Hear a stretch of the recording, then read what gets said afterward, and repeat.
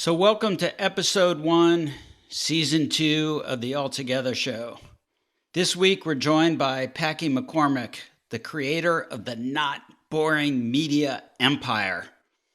I love Packy. He's one of my favorite people, and he writes about everything from technology to community, and he combines his knowledge on business strategy with pop culture. He is one of the most engaging writers out there, in my opinion.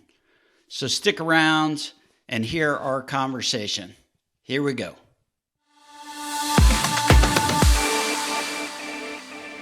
So let's start at the beginning. Where were you born?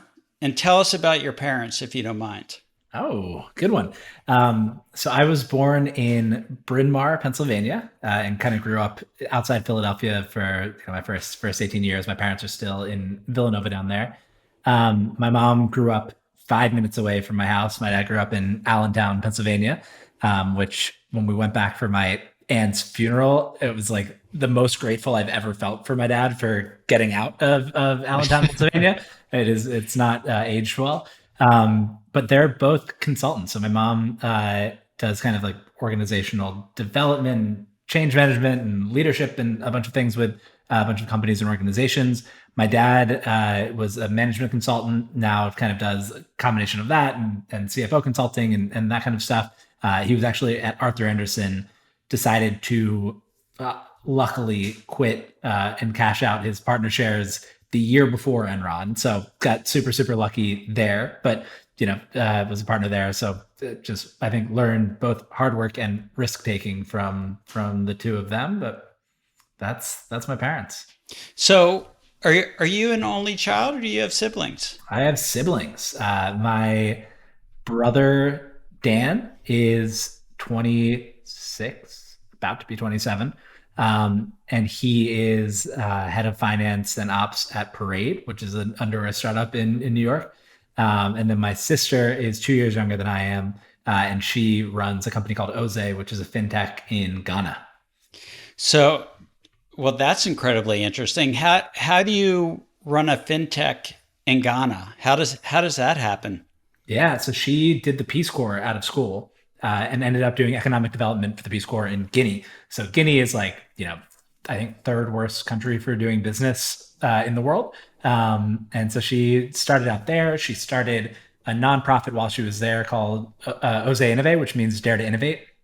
And as they were kind of going through that and helping companies start businesses, they realized that, one, there's this huge credit gap. Two, there's this huge knowledge and skills gap and all of that. So they help companies, and that still is going, and somebody else runs it. But they're kind of helping West African entrepreneurs start businesses.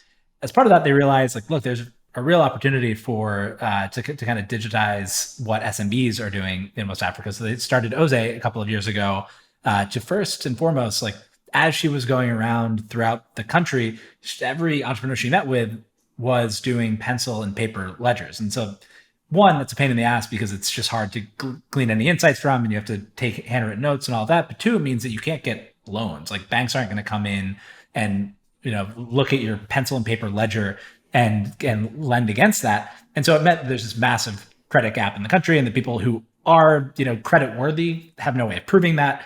And so they started Oze really first as this mobile app that you can record your transactions on. You have a business coach that'll help you there. Now they're starting to lend against that. And it's been really cool. It's like the hard, slow way to do it. First, you have to educate people on using the mobile phone. Then you have to educate them on loans and business and all of that. Now they're finally hitting a point where they're, one, lending themselves and have a 0% loss rate on the loans, which is great. Small book, but they've like turned that book over, I think, 6 times in a year. So that's going really well. And then on the other side, they're starting to power lending for banks. And so she went to Georgetown undergrad, but then got her MBA, MPA at MIT and Harvard. And so now has like a team of MIT machine learning people to do the credit underwriting. And it seems to be working. Like, there's been a lot of companies kind of trying to do small business lending or personal lending in Africa, and just starting with like, what are these weird data sources we can get on, like, who else is in your phone book and how often like all these different alternative underwriting sources. And really, you just need the business data. And so by kind of doing the hard work of getting all that data, they're now able to build this kind of credit model that seems to be really working. This is in part what I really love about this show. We have no idea where it's going to go or why and what we're going to learn. And by the way, clearly you come from a family of just underachievers. I It's mean, yeah. you talk about your brother, your sister, you, your parents. Where does the work ethic come from? That is a great question. I mean, both of my parents were super hard workers. My dad was traveling, like he'd go to Germany for a day. And so he was just like living his life on airplanes, working all the time. I think like when you hear that normally on a podcast, it's like, and then I realized like I didn't want to do that and I wanted to be, but he was there also, right? Like he was all the sporting events, like everything he was there for. My favorite story about him, and like this is probably partially where my work ethic comes from, is and probably personality generally is one time he was coming home from a trip. I had gotten, I think it was a C plus in French or something. And I like got my report card results and like called him. He called, I guess, from his like early huge car phone. And I was like, I'm coming home. How'd you do? This was fifth grade. I was like, all right, so like pretty well. I got like an A in math and an A in English and a blah blah blah, and then like a C plus in French. And he was like, a what? And I was like, a C plus in French. And he was like, you told me that you're doing well in French. And I was like, yeah, I did. I guess like something must have happened. He's like, all right, cool. Here's the deal. I'm gonna be home in about an hour. By the time I'm home, I want all of your trophies, all of your medals, all of your certificates, anything that would suggest that you might be a winner. I want them in a box. That's a loser box, and that's going in the attic because you're a loser. And I'm like, it's French. Who cares? And he's like, no, it's that you lied to me about it and that you said you were doing well and blah blah blah. So that's like the story, and probably another one that like maybe somebody else would say like, and that's really when I got like messed up and went off track. But I thought that was the greatest thing in the world because I was a little shit kid, and I thought that I could get away with lying, and I didn't. And so that both taught me the value of just being honest. But then two, I just like decided to mess around and actually try to get good at French, and so I took that. I took French in college and enjoyed speaking. I don't really speak it anymore. My sister does because of where she lives. But I don't know. I think that's part of where it came from. That it was like never too hard charging or top down, but it was really just like, if you're going to commit to something, like you better do the thing.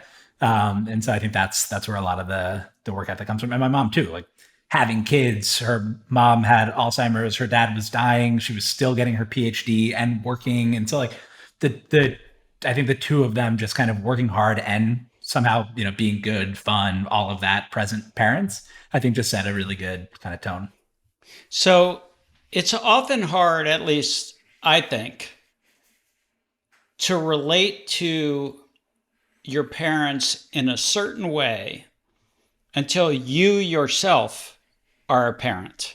What has changed for you in terms of either your relationship to your parents or just how you think about what they did, the things they did, and how it influenced you? It is, I mean, like one, I guess obviously it makes you appreciate it more and you just take it for granted at the time because you are always the center of your own world. And so you're like, oh, cool, they get to hang out with me. Like, this is great. Like, of course they want to come to my soccer match or whatever. Now, I think seeing it from this other side, I'm like, I just have no idea how they did it, right? Like, I'm very lucky that I get to do what I do from inside of the house and I get to go hang out with my son whenever. And I can sometimes relax when he's like, going to bed at 7 p.m. I can relax a little bit after that sometimes. I still work weekends and all of that. And so, I still have that work ethic. But my dad, travel for a week, get back, and then like the first thing that he would have to do is wake up at 6 a.m. the next morning and take me to soccer or something. It's just inconceivable to think about the fact that, he did all that my mom, while he was traveling, raised us. Like if the two of us weren't home all the time with a nanny, like the three of us kind of running 3-on-1 against the baby with one kid, I don't know how we could do Right. it. And the fact that my mom was doing it, we had our parents and all of that, but like, I just don't know how you do it. That's funny because I come from the opposite end of the spectrum. I think the last 48 hours. First thing yesterday morning, I woke up and I drove from Nashville to Chicago with my son, who graduated from college this past year and is moving, well, has moved now to Chicago. And, I kept thinking like, I got to be home by Wednesday at 1 to do this podcast with Packy, and I'm just going to be, because you get up at 6 a.m., you drive to Chicago, you unload the U-Haul, you take a 6 a.m. flight back, you're preparing for Packy. Like, I'm like, I got to be able to bring it. So far, so good, by the way. Well, thank you. Thank you. So, you kind of do these things as a parent and you just do them because you love your kids and it just works out. Totally. I used to be a social animal and I would like to go out and do whatever. Like if there was any dinner or anything, I wouldn't miss it. Now I'm like, are you kidding me? Like you're gonna leave my house? No, I'm just gonna hang out with the baby. So that's the piece that has where I found give, I guess, is just on the social life, which is fine. So you grew up in Philly, essentially outside Philly, in Bryn Mawr, Villanova area, which has a very strong sports culture and draw. Are you a Philadelphia sports fan? Huge Philadelphia sports fan. So, oh God, I knew you weren't perfect. Well, yeah, I mean, the Eagles kind of finally getting good and then being terrible again has been tough. I was one of the last, I think, Ben Simmons apologists, and now he's like just trampling all over my faith. I mean, Sixers and Eagles are my two favorite, then Phillies, then Flyers. But I don't know, it's the absolute best. When the Phillies won, it wasn't even the World Series. It was when they were about to win the World Series in 08 and they won the NLCS. We went out to the riots in the streets. And for the NLCS, people were breaking the windows in all of the stores. They bust in riot police on like an old-fashioned school bus, and people just tip the bus over with the riot police in it. Like we don't win often, so when we do, it gets pretty wild. Yeah, no, it's a big time then. So where was college? Where'd you go to college? I went to Duke. Oh my God. I know. You went to Duke. I know. So Duke sports and Philly sports, two that everybody just loves to love. Yeah. Boy, I just feel like we need to end the conversation now, but we'll continue. Okay, so you go to Duke, which is a big cultural shift from Philadelphia. No, it is and it isn't. So I think the most common state that someone comes from at Duke is North Carolina, and then it's really like Florida, New Jersey, Pennsylvania. So there's a lot of northeastern people who end up making their way down to Duke. The city is different. Durham, particularly then, was a bit of a dump. Now Durham is like one of the greatest places in the whole entire world. I think our favorite Indian restaurant in the country is in Durham. They have great bars and whatever, but that part was a little bit different. But I absolutely loved it down there. We keep wanting to get a place down there or something just to be able to spend more time down in North Carolina. Well, if you buy any more Solana, you'll definitely be able to get a place in Durham. But we'll get to that later, Mr. Market Mover. So, what do you major in college? I did an Econ major with a philosophy minor. It is just absolutely insane to me that you're as good a writer as you are, having majored in econ and minored in philosophy. Well, I wasn't any good at econ, if that makes any difference. I was bad at econ. Yeah, it doesn't quite come out in your posts that way. I was not a great student generally. Like, I was very much more of the like. You're more like C plus French. C plus French, on college scale. So I think my only A plus was in French existentialism, in one of my philosophy courses. Econ, I wasn't as like econ math. I was incredible, like very good for my age at math in middle school. I was like the captain of our math counts team, and like went to a good school, and people went on to like math degrees at Ivy League schools, and I was better than them in middle school. And then like just had one of the worst teachers, maybe the worst teacher I've ever had in math in high school, and just like kind of fell off track, like because I was messing around, missed the AP track, and because she hated me, didn't let me just like get into the AP track.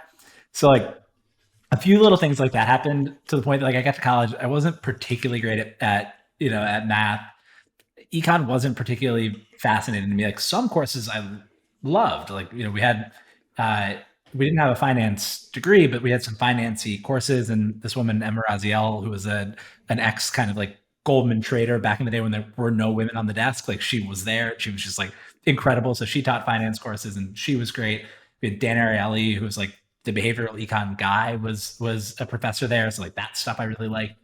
But just kind of like macro, micro, like some people were really into it and I just really wasn't. I also dislocated my knee during pledging and like just didn't go to class in my second semester really because like it was a pain in the ass to get there. I had to wake up early for pledging anyway. So academically, I was like fine, but I absolutely loved it. So, all right. Where do you go from Duke? What's next? So I from Duke, I go to Bank of America, where I did an internship on the energy trading desk, which In was what city? What city? in New York. Okay. So I did an internship on the energy trading desk in New York. And for people who maybe it sounds glamorous, maybe it sounds awful. I don't know what it sounds like, but a trading internship is like maybe the worst possible job that you can have, like in that realm of jobs. Because unlike any other job, like consulting or even investment banking or whatever, you can't actually do anything. Like you're not licensed to trade. And so you have all these alphas on a desk who are like exactly what you'd expect traders to be. My desk happened to be ex Enron traders. So after Enron imploded, Bank of America took most of their energy trading desk in.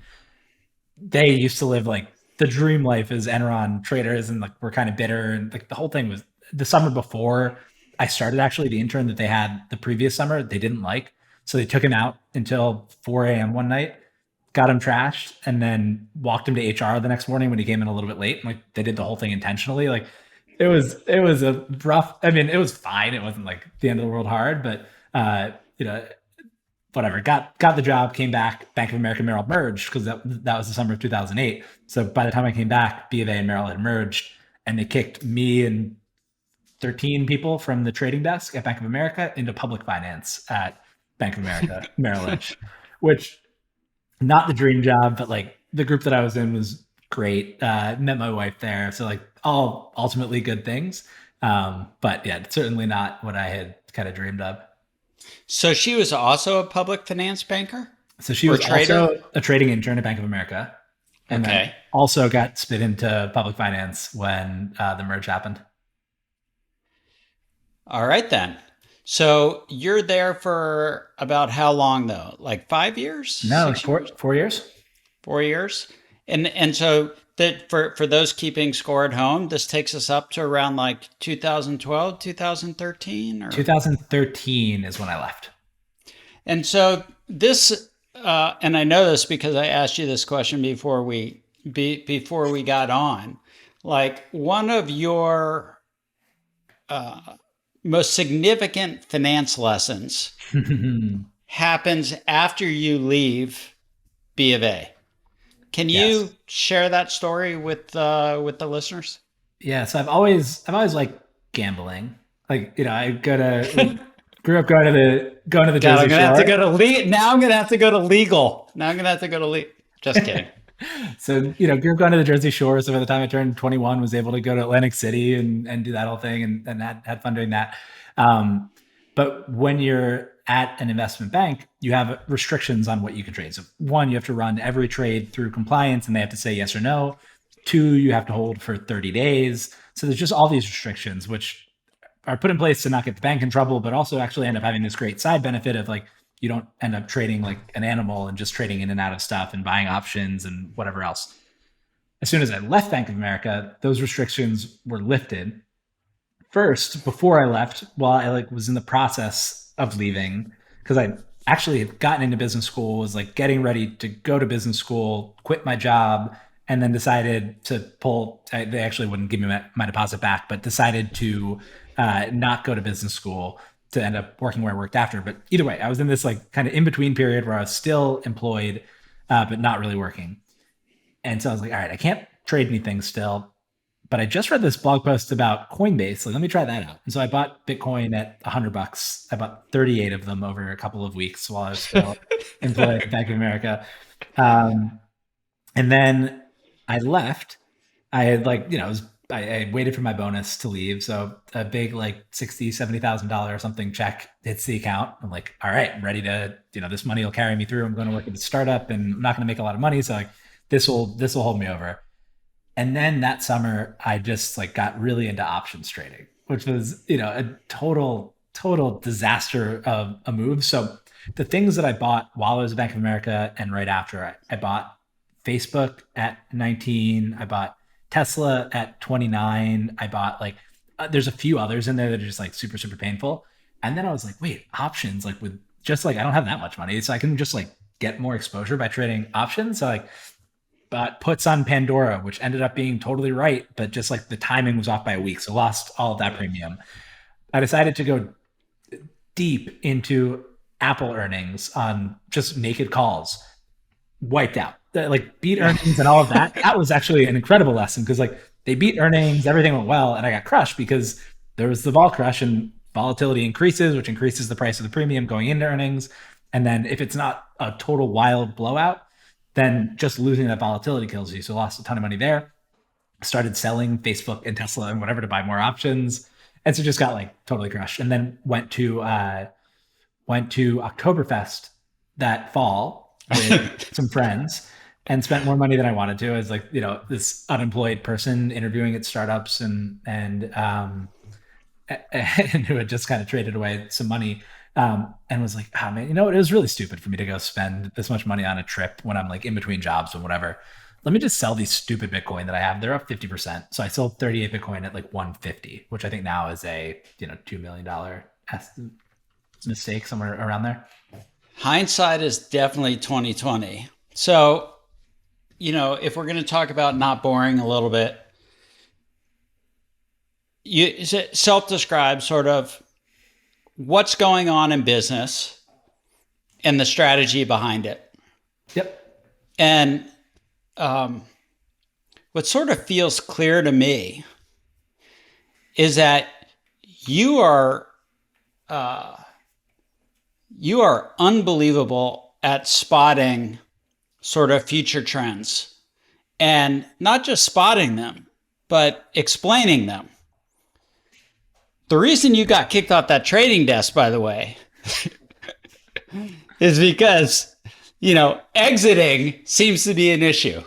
So well, that's why now, most of my investing is in venture. And so that is just buy and hold. There's nothing I can even do on that. So that's great. So now you're talking my language, right? And I've said this before and I'll say it again. 99.5% of us are not meant to be traders. Yep. Right? Because from a psyche standpoint, we're just not good at it. And the whole buy low, sell high, like sounds really good, and people do just the opposite. And the thing, and as you know, so I'm preaching to the choir here, with alternative assets, venture in specific, other illiquid investment opportunities, you can't wake up and just decide to hurt yourself. Yep. Right. You have to give it a few years before you determine whether or not you're going to hurt yourself. Right. Totally.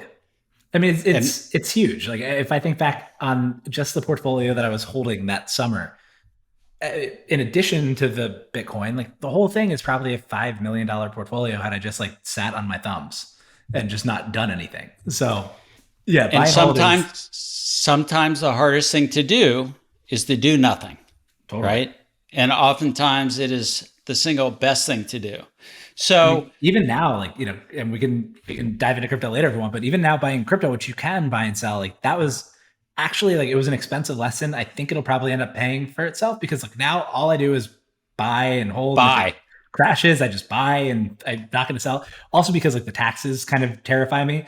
So I'm just like, you know what, instead of selling, I'm just going to hold. I can help you with the taxes side of this. With the I'm just going to go ahead and plug it. It's not what I'm here to do, but with the Alto Crypto IRA, you can buy and sell and not worry about the taxes if you feel like that. Now, as a crypto IRA customer myself, I just buy. Yeah. I don't sell anything. And At least I don't plan to for a long time.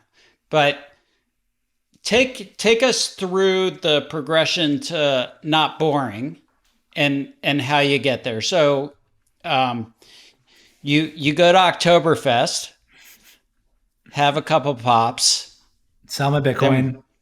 sell my Um, Bitcoin. yeah. So while as you've maybe picked up, I'm like fairly risk comfortable, I would say. And so after I decided to, while I was still at Bank of America, I had an early, like, kind of just DM conversation with the founder of this company called Breather, which was like three people in Montreal. We had one conversation, no guarantees, nothing. And that was enough for me to be like, yeah, you know what, keep my deposit. I'm not going to go to school. I'll keep interviewing with this company. I didn't start a job search. I didn't, go on the hunt and interview a bunch of places. I was like, this is the company that I want to work for. I want to go work for this company. So there was a 4 month period. The Oktoberfest was part of that, where I was just kind of doing projects and interviewing with this one company. Ended up getting the job. I later found out it came down to me and one other person who I know who's smarter and better than me. So I got really lucky here.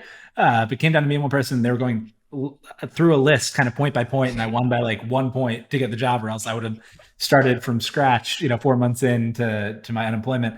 Got the job. Was our first New York employee at this company called Breather. We did on-demand meeting space at the time, so that meant getting New York, which ended up being our largest market, off the ground by begging landlords to lease space to us. By we design these spaces and furnish them with like a desk and a couch and whatever else, and then people would rent them for as little as half an hour at a time. So it meant like running around the city and cleaning spaces because we couldn't figure out a cleaning situation because nobody wanted to take on a job. Like no third party wanted to take on something where you have to just go in and do super quick, cheap cleans for a little money at a time. Gig economy was just starting out. So they got to do like the really hard work of getting to like start a physical thing while there. Ended up growing a team of like 25 people in New York, grew that market, became our VP of experience, which was kind of like a cheesy title for I ran all of our real estate operations, uh, research, customer care, design and construction, like a bunch of stuff that would normally fall in like the COO realm. Ran all of that for us globally. When our CEO left, was in the office of the CEO for a little bit, and I realized I liked being in charge of the thing and kind of like getting to set the direction. We actually had an amazing kind of turnaround there where we had negative margins because we expanded way too quickly. And so me and my friend Ben Rollert, who was our VP of product, who now runs a company called Composer, came up with a plan to kind of soak up all that space with monthly demand. So instead of just meetings, we were like, you can take the space for a month because we had too much of it anyway. And so that turned our margin profile around. And I was like, oh, cool. Like you can actually just come up with a strategy and then implement it, and then it works. Like this is great. So I was like, got a taste of that, and then we brought in a professional CEO, and I was no longer allowed to make all of the decisions. And so I was like, all right, it's time for me to start writing a newsletter because I think my brain is going to atrophy otherwise, just kind of like being in more of an executional role. And then two, start thinking about leaving. So tried to quit 3 times in 2019, kept getting like higher offers to stay and all of that. And also writing this newsletter just on the side to like my mom's friends. I think there were, throughout the year, it grew very slowly from 20 people to 400 people by the time that I left. And then quit finally at the end of 2019. I went to Japan. I got a sabbatical because I'd been there for so long. Went to Japan, called our general counsel. I was like, please, just whatever you have to do, just like get me out of here. So did that. Was thinking about starting another in-person based company, which was both a bad idea and obviously like a particularly bad idea during COVID. And so that kind of shut down in March. And I was like, okay, cool. So I have this, expensive education, background in finance, spent all this time at this company that is now going to be worth $0. I have a 400-person mailing list. Like that's an asset that maybe I can work with. And so just decided to start writing essays on Not Boring. I'd been writing kind of like link aggregation stuff where I'd read something and say like, here's why this was interesting. But I was like, all right, I'm just going to start writing essays. I know I like Ben Thompson, but he's really good at what he does. So I need to do something different. So I'm going to add pop culture into it. So I did like, at the time when everybody was losing their jobs and beginning of COVID, I wrote one about creative destruction, like this idea that as cycles kind of continue, like things kind of need to blow up for the new thing to emerge. And so I wrote about creative destruction through the lens of the Mickey Mouse Club. So like, imagine how sad it would be if Justin Timberlake and Britney Spears and Christina Aguilera and Carrie Russell and all these people were still in the Mickey Mouse Club now. Like, of course, the Mickey Mouse Club needed to break up for them to all like go do the thing that they're supposed to be doing. So like stuff like that. I wrote about Amazon, some Amazon strategy through the lens of this silly fashion show that they had on the channel, like just kind of like playing around, and it started to kind of work and people liked it. And so it grew from probably 400 people to 1,000 people or something. And I was like, all right, I'm just going to do this full time. Decided to launch on Product Hunt, put up a landing page that doubled the size of the audience. And then it's just kind of grown since then. And the topics have evolved. And I've been writing a lot more about crypto recently. I had a public markets kind of period. I've always written about startups. And it's just kind of, whatever I'm curious about that week, I get to write about, which is really fun. You're kind of glancing over it, but I don't think most people understand. And I think this is because if you go onto Twitter or LinkedIn or TikTok or some other major social media platform and you see, 5 million followers, 10 million followers, right? I don't think people really understand how hard and how impressive it is, by the way, to go from 20 followers to 400 followers to 1,000 followers to where are you now? 70, 80? Where are you? Either today or tomorrow, hopefully we should get to 75,000, which is wild. Like, that's incredible, Packy. I mean, congratulations. That is incredible. I don't think people fully comprehend like how hard that is. I think it both seems impossible and easy, depending on like where you're looking at it from. Like, I think if you look at people who have big followings now, you're like, that's impossible. Like, I'll never be able to get there. And so even like early on, I was like, just in case this gets big at some point, I'm just going to start saying how many subscribers I have and just like kind of be open about the process the whole time. Just so when if the like 1% chance happens and this actually works out, I can look back and be like, look, other people can do this too. Like, I was an idiot with 500 followers writing about the Mickey Mouse Club. Like, this is not, so it's not like impossibly hard. It's really hard. I put in a ton of work. I work 7 days a week, like all of the 18 months that I've been doing this. But it's also not like there's some godlike class of people who are the people who have a lot of followers. It's like just people who put in the hard work, and just like investing, compounding kind of just happens over time. And it gets a little bit easier to write about things because you have a knowledge that you build up on and you can use as building blocks. But then two, the audience just kind of compounds because there are more people to share it if they like it. And so if they tell one friend and you have 50,000 people, then 100,000 people have seen the thing. So it definitely grows more easily over time, but it was certainly a slog for a while in the beginning. So you kind of just touched on something that I think is really important. And it's this idea that, and by the way, I'm going to qualify all this by saying you are privileged. You're white and you're male, and therefore by definition, you are privileged. Totally. But outside of, quote unquote, Silicon Valley, and this is what I love about you. I mean, I love many things about you, but I really love this about you. Like, you came from nowhere in this space, in this industry. You have 75,000 followers, and I'm just going to say it, you can move markets.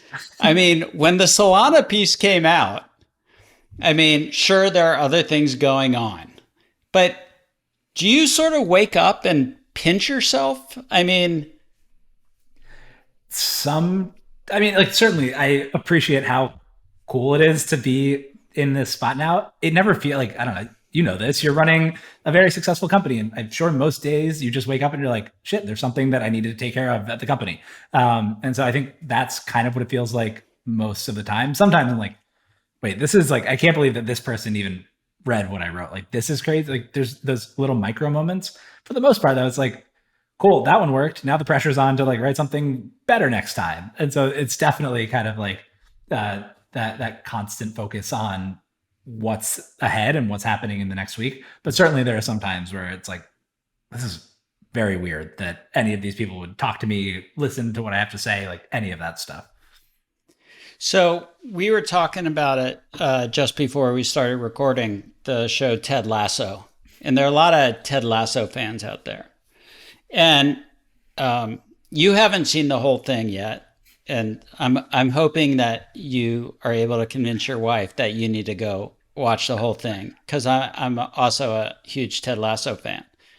But I was listening to the Brene Brown podcast with the Ted Lasso creators, Jason Sudeikis, and I'm forgetting Brent's last name. But one of the things that I didn't realize that came out in this interview, but it was always something I was trying to figure out, and that when the Ted Lasso show opens, he goes and sits in the stands, and the seats are filled with all of this graffiti. But as there's this progression once he sits down, where the graffiti disappears, and they are all colored in blue and red. And there was something to it, but I couldn't put my finger on it. I'm like, what is happening here? And what comes out in this interview is that Ted Lasso, the character, kind of stays the same and true to himself. And it's everybody in his environment that actually changes.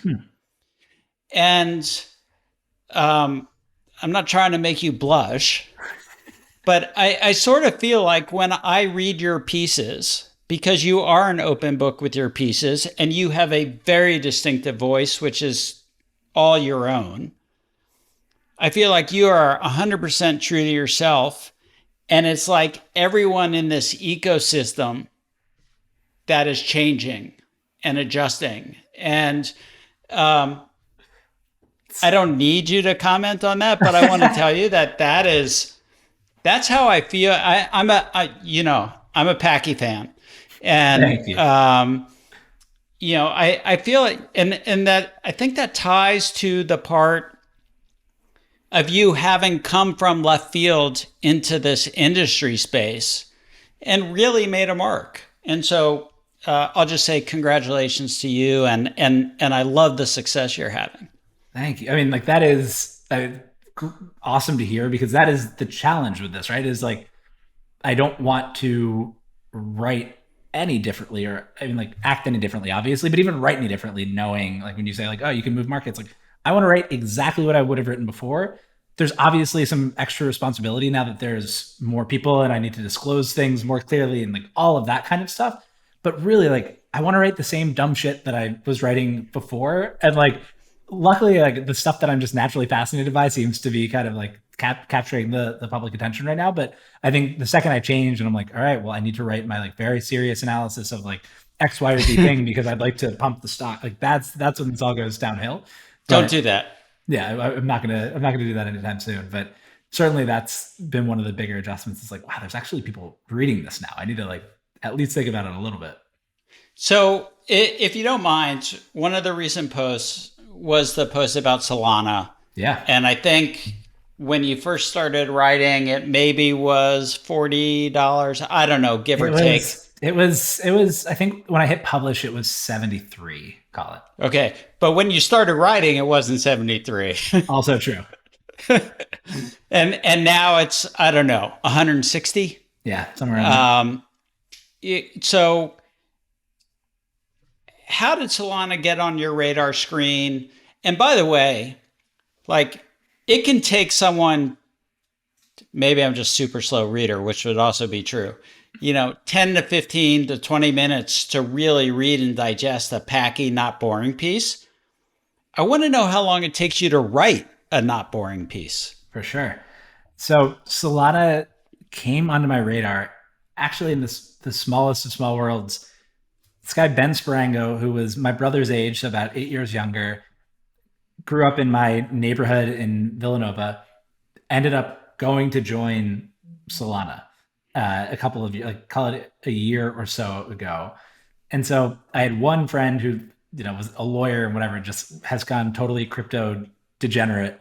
And he was telling me a little bit about Solana. And I was like, I think my friend Ben works at Solana. So like talk to him about it early on back, when it was at maybe 30, 20, wherever it was then. I'd mentioned it in a couple of pieces. I do these sponsored posts, which we did one time. And so We they did. reached out at some point and they were like, look, like, we really do not want you to pump this. Like that is not the goal long term. That doesn't matter at all. What we really want is for people just to like understand what Solana is and why it's different and where it might be a good thing to use and where it might not make as much sense to use. And I like, obviously this is what I should be saying about a sponsored post, but like that is genuinely how they came to me. I wrote about Ethereum as like a non-sponsored post, just wrote the bull case for Ethereum. And they're like, we just want like that level of analysis on Solana because there's so much tribalism in crypto where it's either like, I love Bitcoin or I love Ethereum or like Solana's the worst or like, why would you ever use, and like that's not how we view the world. And it seems like from your writing, like that's not how you view the world either. Like that there are trade-offs and these are ultimately kind of businesses, even if the ownership structures are different and all of that. Like, could you just analyze the piece? And so I got really lucky on the timing where, we had been talking about doing a piece in the next couple of months anyway. And then Solana just started kind of capturing the attention of the public a little bit. And so I was like, guys, do you mind if I just like move this up and do this right now? Because there's something happening. So on the market moving side, like maybe it helped accelerate that a little bit, but really I just like what I think I'm good at is just capturing when like something is kind of starting to take off. And so that's just from spending way too much time on the internet more than anything. Like that was just like pure momentum trade. And so it's great because it looks like either I was very smart or I moved the market. And I think the reality is probably that I just picked up on something that was happening anyway. Sometimes it's just better to be lucky than good, and Totally. even better to be both. So, have you ever thought about retirement? I mean, you're in the thick of it right now. Has retirement ever crossed your mind? No. I mean, like, What? so Go it's ahead. crossed my mind in the sense that, and I've said this before, but like, when I was at Breather, I had equity in the company. It was growing fast. At some point, it was worth like $300 million. And I was like, you know what? If I retire, like, what are the things that I want to do? And I wanted to invest, and I wanted to write, and like read a bunch, and like that, and hang out with my family. And so the fact that that's what I'm doing professionally now, like, I don't see why I would retire at any point. Like, obviously, my pace will probably slow down at some point, and I will maybe do like more kind of fund to fund investing versus going and meeting 5 startups a day. But for the next You'd decade, be I would love. bored. I Don't know do that. for the next decade at least, this is exactly what I want to be doing. So, do you have any sense or an opinion as to whether we're even talking about retirement in 20 years? Is that going to be a thing? That is a really good question. I think in 20 years, like I don't know. I don't think the two of us will probably ever be talking about retirement. It feels like you love what you're doing and you'll do the next thing and love that. And like you are not the kind of guy who seems like you. Next thing. I mean, like, I'm talking I'm 20 years, joking. 20 years from now, right? And I don't think so. There are plenty of people who are like, would love to retire. And so I think that conversation's probably like nobody retires. It's probably, a century off or 50 years off or something like that.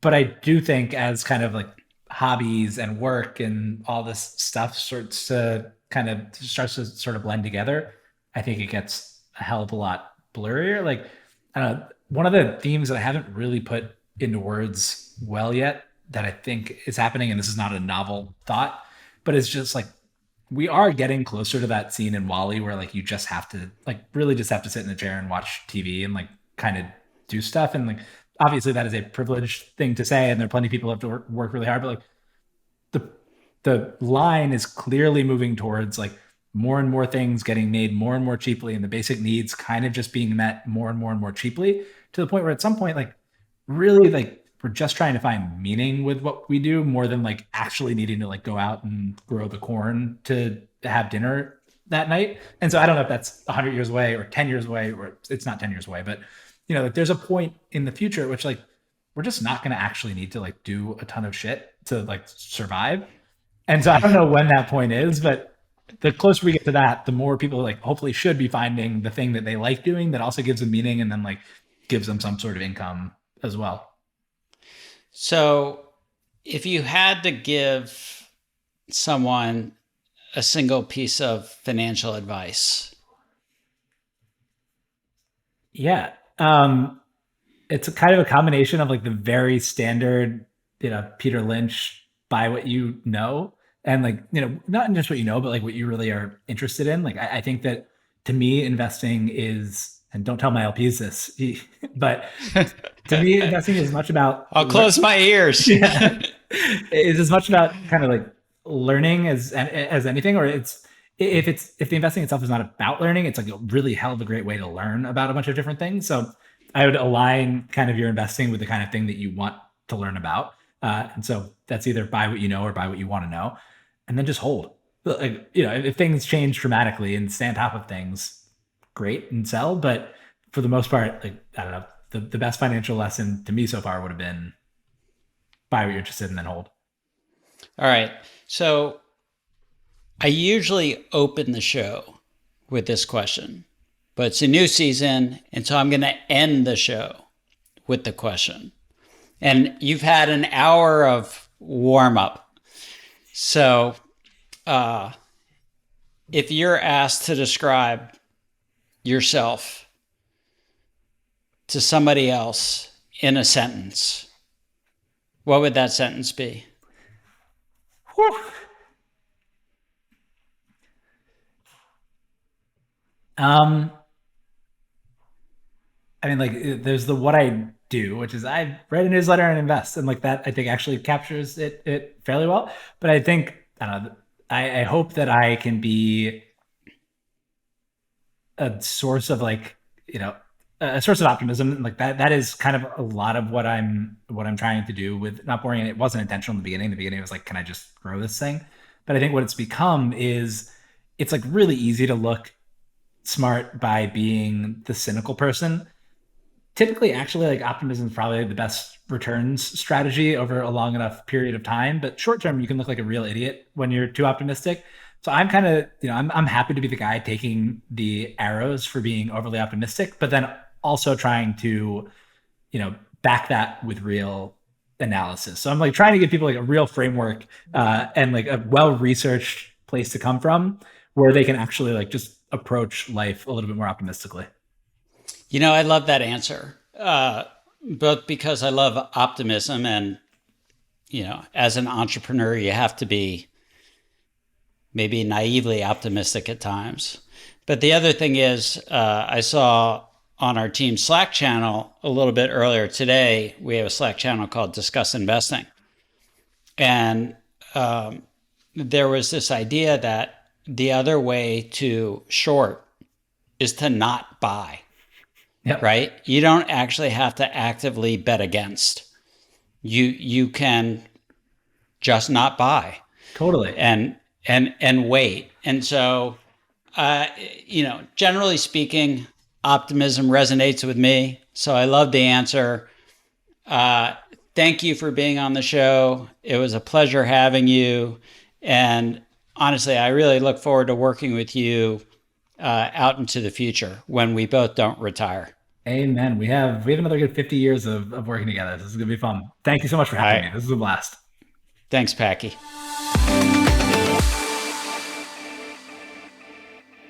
The Altogether Show is brought to you by Alto. Alto knows that achieving true portfolio diversification means investing in more than just stocks and bonds. That's why Alto developed a streamlined platform to make it easy and cost-effective to invest tax-advantaged retirement savings in alternatives. Assets like real estate, venture capital, and crypto that are outside of the public markets and available through Alto's growing list of investment partners. To learn more, visit altoira.com/altogether.